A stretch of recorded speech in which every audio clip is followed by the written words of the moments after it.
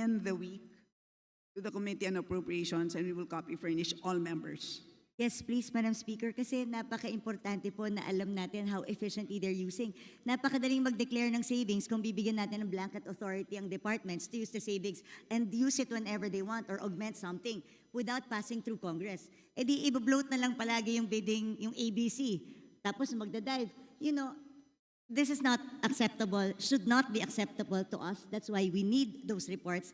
Kaya sana po within the week, or sana nga within the day or hanggang tomorrow para naman po mapag-aralan, Madam Speaker. Anyway, my next question refers to, dito na ako sa, alam naman ni Madam Sponsor ito, yung tungkol sa earmarked revenues. Madam Speaker, sa pagkakaintindi, can you define earmarked revenues through you, Madam Speaker?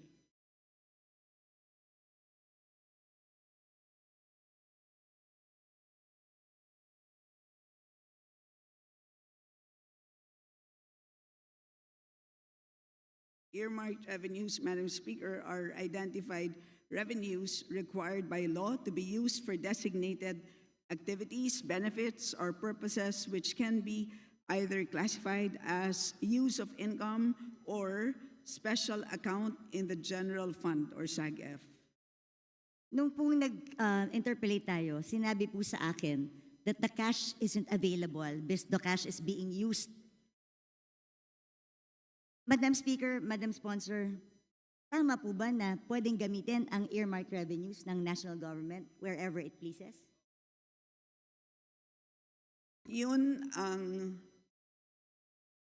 practice po ng natin. But let me explain. Madam Speaker, yung tanong ko po, hindi kung practice siya or hindi.